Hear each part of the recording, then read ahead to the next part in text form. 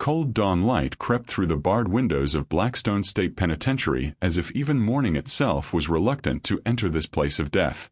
Maya Cross remained motionless on her narrow cot, her gaze locked on the clock mounted above the guard station. 5:47 a.m. In exactly 3 hours and 13 minutes, the state would deliver a lethal injection for a murder she didn't commit. For 6 long years, Maya's cries of innocence echoed through empty corridors, her once proud paramedic's frame now hunched beneath the crushing weight of a life stolen from her. When Warden Mitchell approaches her cell offering one final request, Maya doesn't ask for a last meal or spiritual guidance. She asks for Scout, the German shepherd who pulled her back from the edge of PTSD's darkest abyss. This simple plea to embrace her four-legged guardian one last time triggers a chain of events that will rip apart a conspiracy buried in the highest chambers of power.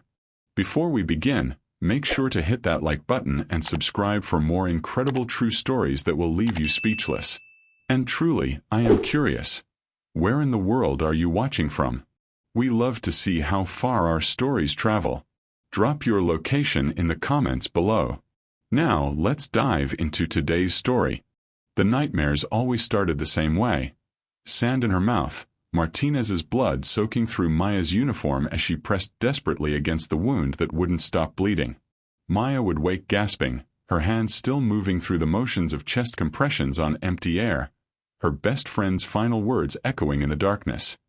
"Tell my son I love him." But Maya hadn't saved Martinez. She hadn't saved any of them that day. 3 months after returning from Afghanistan, Maya sat in a gray folding chair at the Veterans Recovery Center, staring at her hands. Hands that had been trained to heal, to save. Hands that had failed when it mattered most. The counselor's voice drifted somewhere above her, something about therapy and time and healing, but the words meant nothing. Nothing had meaning anymore. Then the door opened, and a German shepherd limped into the room. "This is Scout," the counselor said gently. "He's a rescue. 2 years old. His previous owner," she paused, choosing her words carefully. "He knows what it's like to be hurt by the world." The dog's eyes found Maya's across the room, and something passed between them, a recognition that needed no words. Scout's dark coat showed scars in places, marks of where trust had been beaten out of him. He approached slowly, hesitantly, the way Maya herself moved through the world now. Broken calling to broken. Maya's hand extended without conscious thought. Scout pressed his nose into her palm and trembled. They both understood fear. They both understood pain. And in that moment, they both understood they weren't alone anymore. The weeks that followed rewrote both their lives. Maya learned to read Scout's body language, the way his ears would flatten when anxiety crept in, how he'd circle 3 times before lying down as if checking for threats. Scout learned that Maya's midnight screams weren't anger but anguish, that the trembling hands reaching for him needed comfort, not punishment. Maya began training Scout to detect her PTSD episodes, the subtle changes in breathing, the cold sweat, the 1,000-yard stare. Scout would press his body against Maya's legs, grounding her, pulling her back from the edge of memories that wanted to drown her. In return, Scout learned that hands could be gentle, that voices could soothe, that home was a place where you were wanted. Slowly, purpose returned. Maya enrolled in paramedic training, channeling her combat medical skills into saving civilian lives. Each shift, she'd come home to find Scout waiting at the door, tail wagging, eyes bright with unconditional acceptance. No judgment. No questions about the lives she'd failed to save overseas. Just pure, simple love. On good days, they'd run together through the park, 2 survivors racing toward something better. On bad days, Scout would rest his head on Maya's chest and simply breathe with her until the darkness passed. Their bond became Maya's anchor to humanity, the one relationship where she felt truly understood, truly accepted. Scout didn't need her to be the hero she'd failed to become in Afghanistan. Scout just needed her to be Maya. And Maya needed Scout to remember she was still human, still worth saving, still capable of love. Detective Sarah Monroe's coffee had gone cold an hour ago, forgotten beside the sprawling case file that covered every inch of her desk. The clock on the wall read 6:30 a.m. 2.5 hours until Daniel Cross would die for a crime that suddenly felt all wrong. She'd told herself she was just reviewing the file one last time. Closure. Professional thoroughness. But her hands trembled slightly as she turned each page, and Monroe had been a cop long enough to know what trembling hands meant. Doubt. The evidence against Daniel Cross had been airtight. Devastatingly perfect. His fingerprints on the syringe used to inject Thomas Harrington with a lethal dose of potassium chloride. His extensive medical training, combat medic turned paramedic, giving him the exact knowledge needed to kill efficiently. His presence in Harrington's office building that night, responding to an emergency call that turned out to be false. Perfect. Too perfect.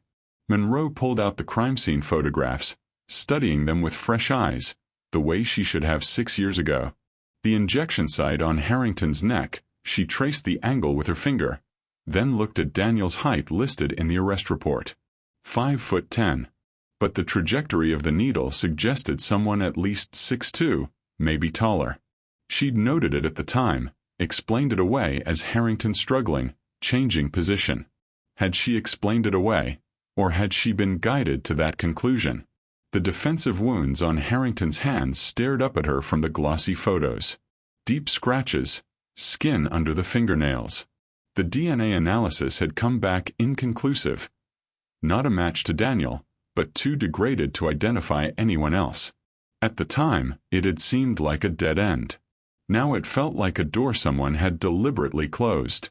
Monroe's eyes moved to the dispatch log. The emergency call that brought Daniel to the building at exactly 11:47 p.m. 15 minutes after the coroner estimated time of death. The call had come from an untraceable burner phone, and she'd accepted the explanation that it was probably a prank caller. Unfortunate timing. But what if it wasn't timing?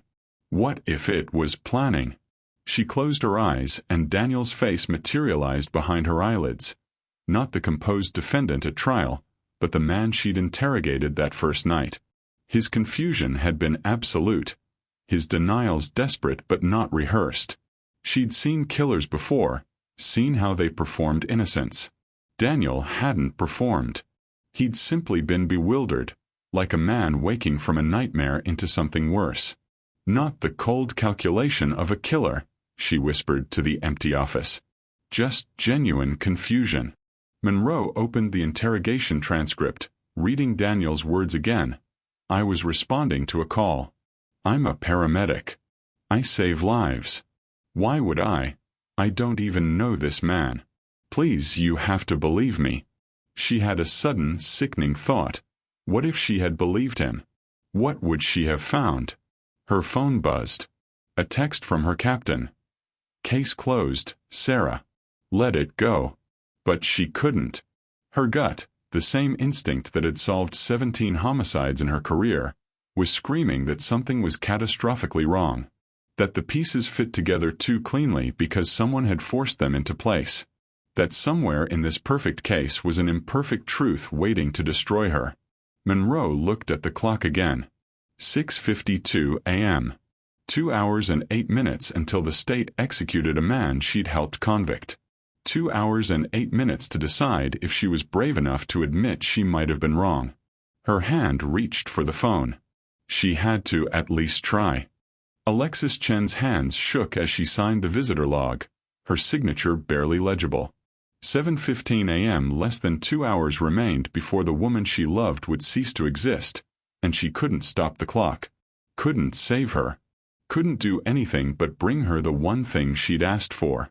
Scout pulled hard against the leash, whining, a sound Alexis had never heard from him before. Not the usual excitement of going somewhere new, but something urgent. Anxious. Easy boy, she whispered, but her voice cracked. Nothing about this was easy. The guard led them through endless corridors of gray concrete and steel doors. Scout's agitation increased with every step, his dark head swiveling, nose working furiously as if searching for something just beyond reach. Alexis tightened her grip on the leash, fighting to keep herself upright, to keep breathing, to not collapse under the crushing weight of these final minutes. The visitation room door opened. Maya stood on the other side, prison gray hanging loose on her frame, her face gaunt but her eyes. God, her eyes lit up when she saw Scout. "Hey, buddy," Maya choked out, dropping to her knees. Scout lunged forward, and Alexis released the leash. The dog crashed into Maya's chest, and for the first time in 6 years of wrongful imprisonment, Maya Cross wept openly. Her arms wrapped around Scout's neck, her face buried in dark fur, and Alexis watched the two souls who'd saved each other finally reunited in this horrible place. But something was wrong. Scout wouldn't settle. He circled Maya frantically, nose pressed to the floor, to the walls, to the air itself. His whining intensified, became almost frantic. "What's wrong with him?" a guard asked. "I don't know," Alexis said. "He's never." A second guard entered carrying a cardboard box. "Personal effects. Protocol says she can look through them one last time."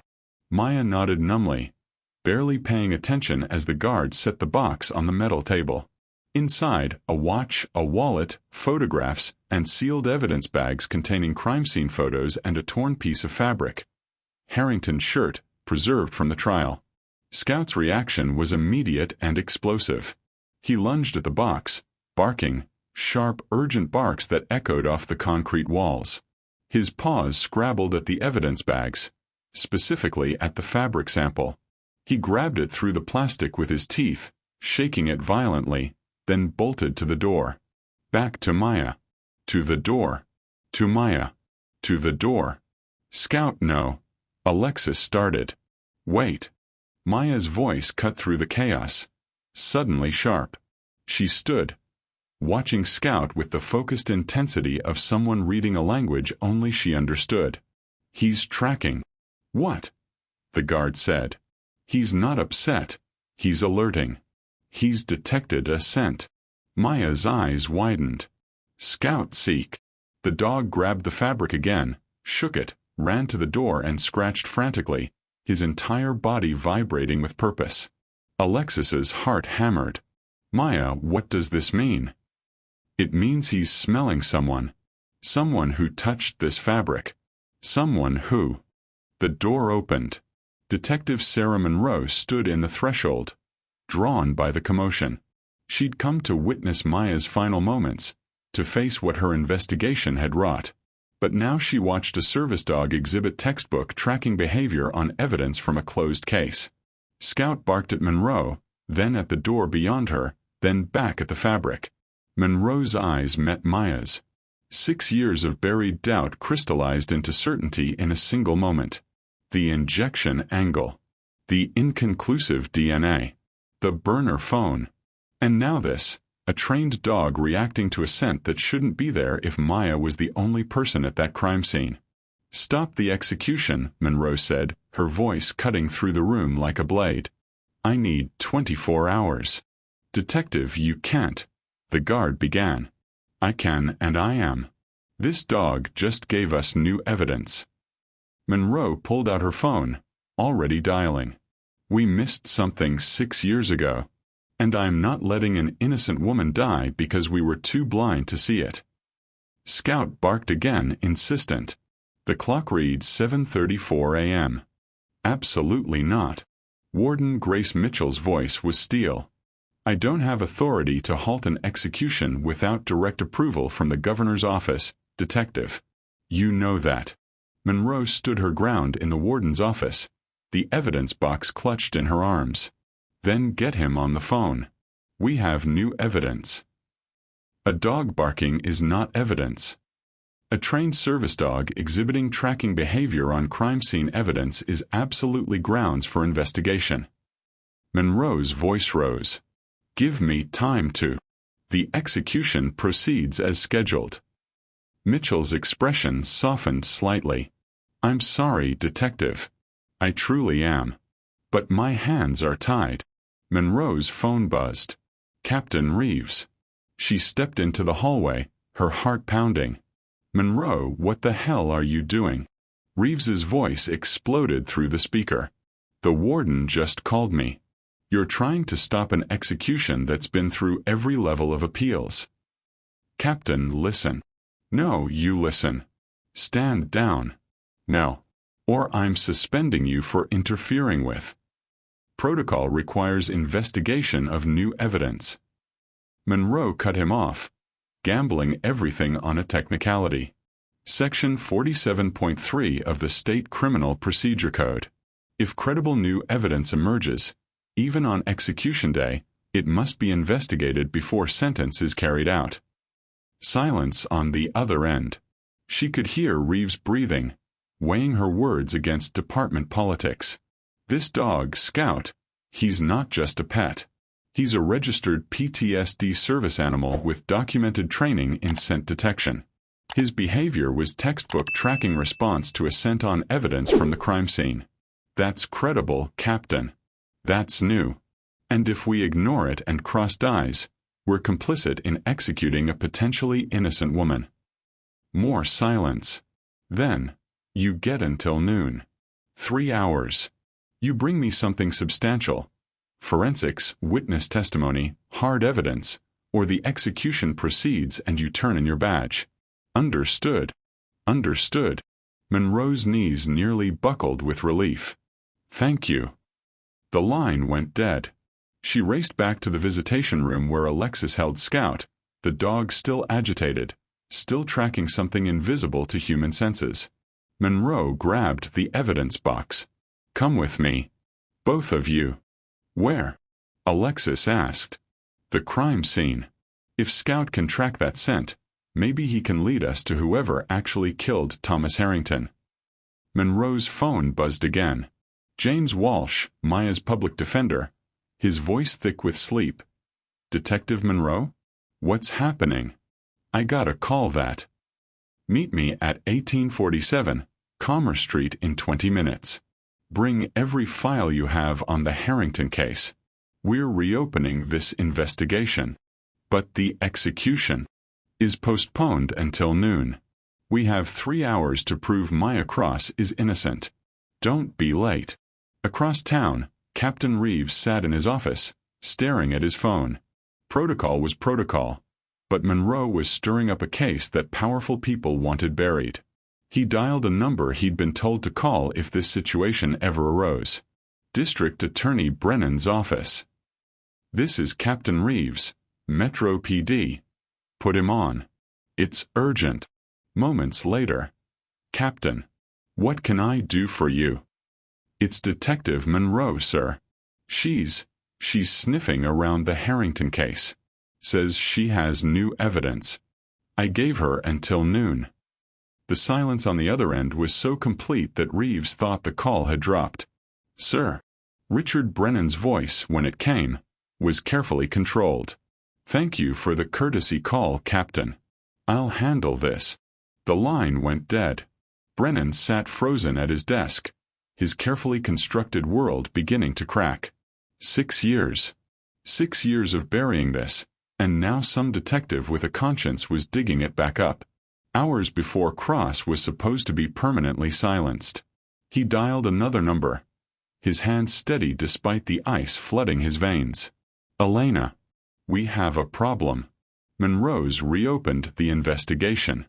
Dr. Elena Voss's response was immediate. The contingency plan? Activate it. No. Crossed eyes at 9 o'clock, investigation or not. Make the calls. Brennan hung up and stared at the photo on his wall. Him shaking hands with the governor at a fundraiser. Power had always protected him. It would protect him now. The clock on his desk read 7:52 a.m. Monroe's laptop screen glowed in the dim parking garage as she pulled up archived surveillance footage, her hands moving with desperate speed. Scout sat in the back seat with Alexis, still agitated, still tracking something only he could sense. James Walsh leaned over Monroe's shoulder, squinting at the grainy images from 6 years ago. There, Monroe said, freezing the frame. 8:47 p.m. That's the building's north entrance. A tall figure in a dark jacket entered, face obscured by the camera angle. Monroe's pulse quickened. She'd reviewed this footage during the original investigation, but she'd been looking for Maya Cross. She hadn't been looking for anyone else, because she'd been told not to look.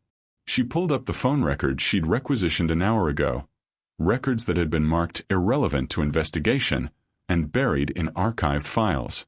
Her eyes scanned the data, and there it was, a number registered to Shield Corp Security Consulting. Vincent Shaw, Walsh read over her shoulder from the company registry. Security consultant. Former military black ops. His company's been on retainer with the DA's office for 8 years. Monroe's blood went cold. Brennan's office employs him? For witness protection, secure transports, high-profile case security. Walsh's voice dropped. Or whatever else they need handled quietly. Monroe traced Shaw's cell phone pings on the map display. The tower 3 blocks from Harrington's building pinged at 11:34 p.m., 9 minutes after the coroner's estimated time of death. Then nothing for 47 minutes. Then another ping at the medical examiner's office at 12:21 a.m. Shaw had been at the murder scene. Then he'd gone to see Dr. Voss. The forensic evidence, Monroe whispered. She had access to everything. She could manipulate. The DNA results. The timeline. Everything. Walsh's face had gone pale. Jesus Christ. They framed her. They actually framed her. Monroe grabbed her phone and dialed the building's current management. This is Detective Monroe, Metro PD. I need contact information for your night security guard from 6 years ago. Yes, it's urgent. Life and death. 10 minutes later, she was on the phone with Marcus Webb, now retired, living in Florida. Mr. Webb, the night of November 14th, 6 years ago. Thomas Harrington's murder. Do you remember seeing anyone leave the building that night? I told the police. Webb started. No one asked you about anyone other than Maya Cross, did they? Silence. Then, no. No, they didn't. They only wanted to know about the paramedic. Did you see someone else? Webb's voice strengthened with the relief of finally telling the truth. Yeah. Tall guy, maybe 6'3", 6'4". Dark jacket, moved like military. Precise, controlled. Left through the north exit around 11:30, 11:45.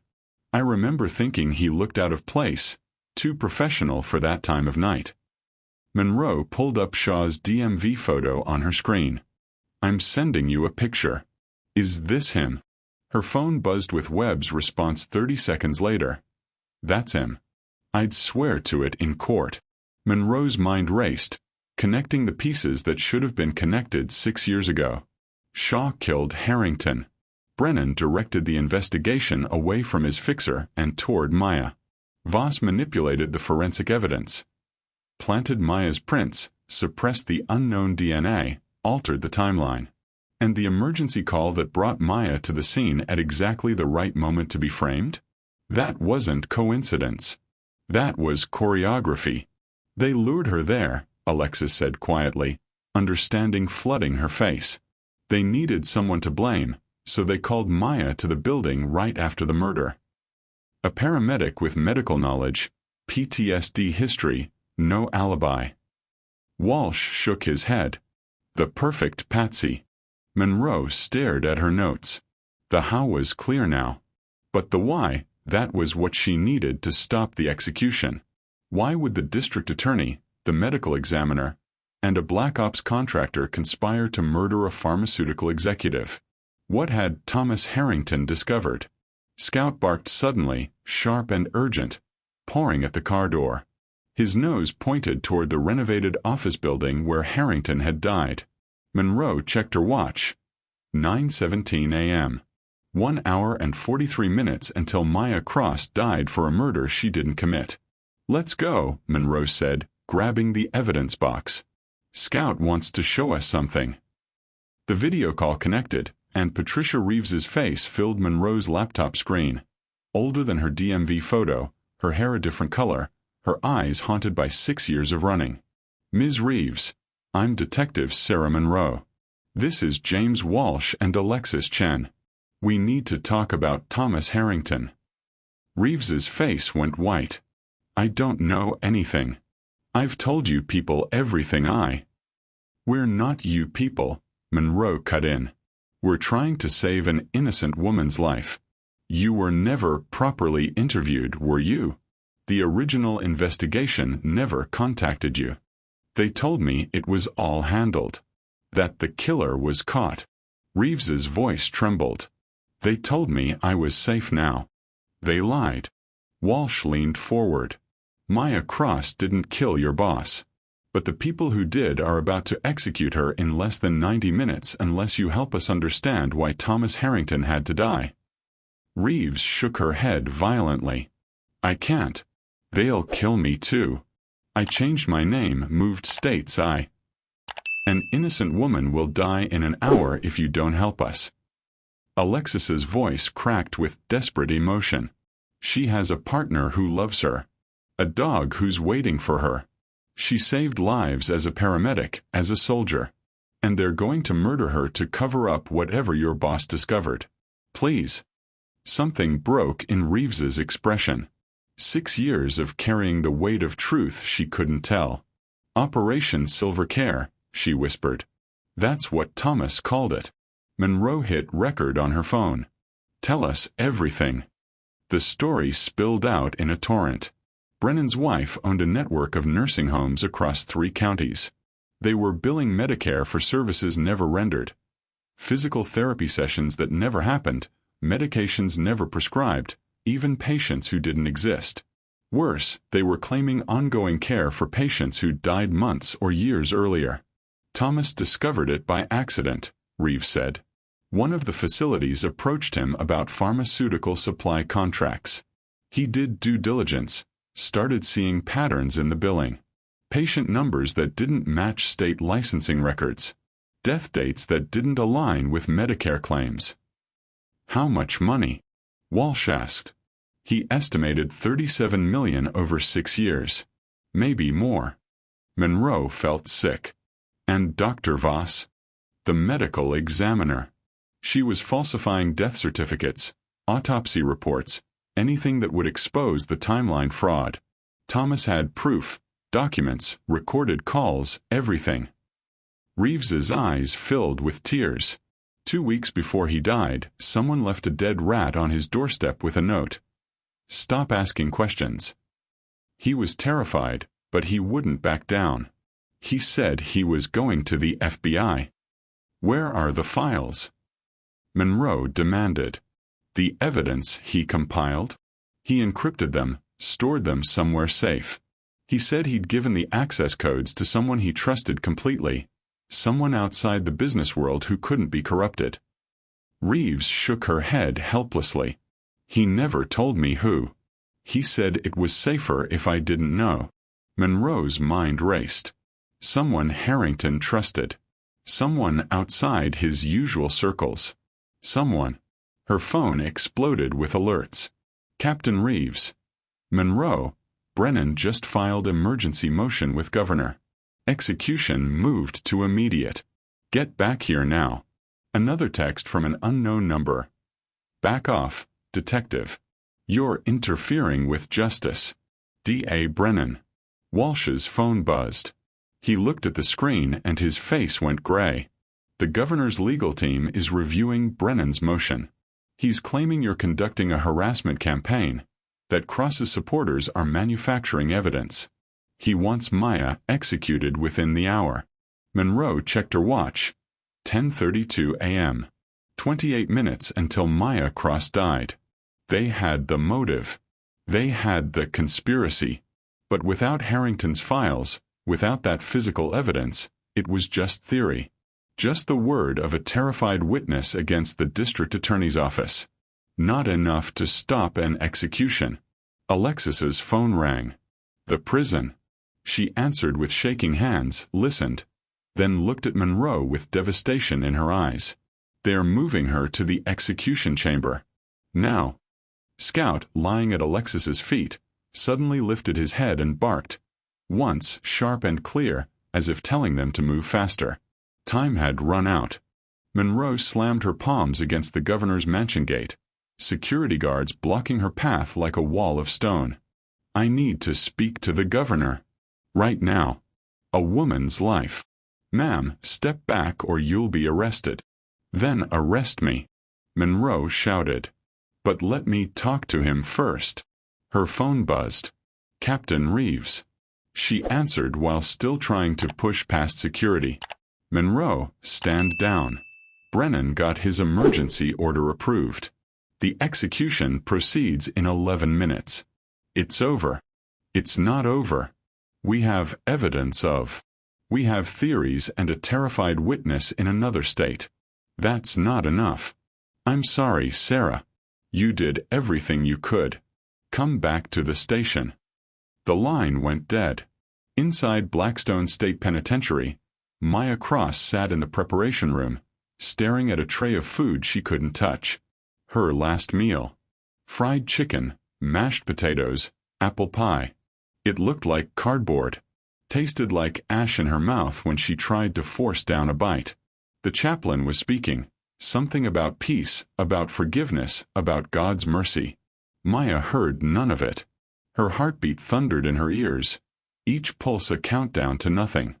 It's time, Warden Mitchell said softly. 2 guards helped Maya stand. Her legs barely held her. They walked her down the corridor, the longest walk of her life, each step bringing her closer to the end of everything. The execution chamber door loomed ahead, steel and glass and finality. Then she heard it. Distant but unmistakable. Scout barking.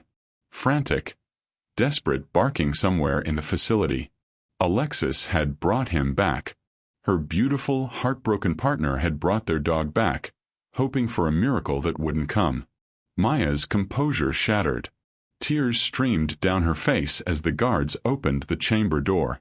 Outside the mansion, Monroe stood frozen, watching her career, her integrity, and Maya Cross's life drain away. 11 minutes. In 11 minutes, the state would murder an innocent woman while she stood powerless outside gates she couldn't breach. No. She pulled out her phone and started dialing. Every news station in the city. Every journalist whose number she had. This is Detective Sarah Monroe, Metro PD. I'm about to tell you about the biggest corruption scandal this state has ever seen, and you have 10 minutes to stop an execution. She spoke fast. Operation Silver Care, the Medicare fraud, Shaw, Voss, Brennan. She sent photos of evidence, recordings of Reeves's interview, Shaw's cell phone pings. Everything. A decorated veteran is about to die for a murder she didn't commit. The Real killers are a district attorney and a medical examiner covering up a $37 million fraud scheme. If you care about justice, about truth, get this story out. Now. Within 90 seconds, the first news alert pinged. Within 3 minutes, social media ignited. Hashtags exploded across platforms. People started calling the governor's office. Dozens, then hundreds, then thousands. At the prison gates, protesters began arriving, phones raised, voices rising. Maya lay on the gurney, wrists and ankles strapped down. The 4 technician worked with practiced efficiency, finding veins, inserting needles. Maya watched the clear tubes fill with saline, the precursor to the chemicals that would stop her heart. Through the glass, she could see the witness room. Empty chairs where her loved ones should have been. Alexis had refused to watch. She was grateful for that. The warden stood beside her. Do you have any last words? Maya's voice came out as a whisper. I didn't kill Thomas Harrington. I'm innocent. And Scout. Tell Scout I love him. Mitchell nodded, her expression pained. She turned toward the phone on the wall, ready to call for the execution to begin. It rang. The sudden sound made everyone jump. Mitchell frowned, picked up the receiver. This is Warden Mitchell. What? When? Are you? Her face went pale as she listened. Yes, sir. Understood. She hung up and turned to Maya, her voice shaking. Stop. We have a stay from the governor. 72 hours pending full investigation. The room erupted into chaos. Guards talking over each other. The technician pulling back from the IVs. Maya closed her eyes as tears streamed down her face, soaking the paper sheet beneath her head. Alive. She was alive. For now. The FBI task force assembled in a conference room that smelled of coffee and righteous fury. Monroe stood at the whiteboard, mapping connections between Brennan, Voss, and Shaw while federal agents worked phones and computers with ruthless efficiency. "Follow the money," Special Agent Torres said, his fingers flying across his keyboard. "Brennan's been moving funds offshore for 3 years. Cayman Islands, then Singapore, then got him. Anonymous LLC registered to his wife's maiden name. $15 million. Dr. Voss's office?" Monroe asked. "Raided 20 minutes ago." Torres pulled up photos on the screen. Forensic files on Maya Cross, with handwritten notes in the margins. She documented everything she falsified. Maya's DNA samples artificially placed at the scene, tainted with transfer evidence. The unknown male DNA under Harrington's fingernails marked inconclusive, when it was perfectly viable. "Can we identify it?" "Already did. Ran it through Cody's." Torres's smile was predatory. "Vincent Shaw. Military service gave us his profile. He's your killer detective." Monroe felt vindication surge through her veins. "Get me a warrant." "Already issued. But Shaw's in the wind. His apartment's cleared out, passport flagged, but he likely has alternates. He crossed the border into Mexico 14 hours ago." Damn. But they had enough to prove Maya's innocence. Now they needed the motive, the evidence Harrington had died protecting. Walsh spread Harrington's computer forensics across the table. Digital forensics team found deleted files, encrypted cloud storage access. He used a biometric system requiring both a password and fingerprint verification. "We don't have his fingerprints," Monroe said. "His body was cremated. But he told Reeves he gave the codes to someone he trusted." Walsh looked at the assembled team. Someone outside his business world. Someone who couldn't be corrupted. Alexis, sitting quietly in the corner with Scout, suddenly straightened. "Wait. Maya mentioned once that she met Thomas Harrington at a veterans charity event. Said Harrington sponsored her PTSD therapy after they talked about Afghanistan. She was grateful. Said Harrington was one of the few people who understood why the war still haunted her." Monroe turned. How close were they? Not close exactly. But Harrington checked in on her sometimes. Sent her a thank you card after Maya saved a child from a burning car. Said Maya reminded him what real integrity looked like. Alexis's eyes widened. The card. Maya kept it in her apartment. She said it meant something to her because so few people saw past her PTSD. "Where's the apartment?" Torres demanded. "Still sealed as part of the original crime scene." Walsh was already dialing. "I can get us access in 30 minutes." The apartment was exactly as Maya had left it 6 years ago. Frozen in time, dust coating every surface. Alexis led them to the bedroom, to a small box on the nightstand containing personal items. Her hands shook as she opened it. Inside, dog tags, photos of Scout, and a cream-colored card with embossed lettering. Alexis opened it. Harrington's handwriting filled the inside. "Maya, your courage reminds me why integrity matters. If you ever need anything, I'm here. Thomas." Below the signature, barely visible, a string of numbers and letters. "That's it," Torres breathed. "That's the access code." They rushed back to headquarters. Torres input the code into the cloud system while everyone held their breath. The screen flashed. "Biometric verification required. We need a fingerprint." Monroe's heart sank. They were so close. Alexis pressed her phone screen. "Maya's fingerprints are on file from her paramedic licensing. Can you use those? Get me the digital copy. Now." 5 minutes later, The system accepted the verification. Files flooded the screen. Thousands of documents. Medicare billing records, falsified death certificates, bank transfers, recorded phone calls. Communications between Brennan and Voss detailing the entire fraud operation. Payments to Shaw for security consultation, including one marked Harrington Cleanup. And finally, a video file dated 2 weeks before the murder. Monroe clicked play.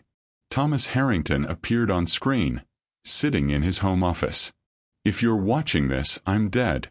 And you need to know the truth about Richard Brennan, Elena Voss, and Operation Silvercare. He spoke for 17 minutes, naming names, detailing evidence, explaining everything. His final words echoed through the silent room. I've given my access codes to someone I trust. Maya Cross, a paramedic and veteran with more integrity than anyone in my professional world. If something happens to me, she'll know what to do. She'll make sure justice is served. Monroe looked at the assembled agents, at Alexis crying quietly, at Scout sitting alertly as if he understood. We've got them, she said. All of them.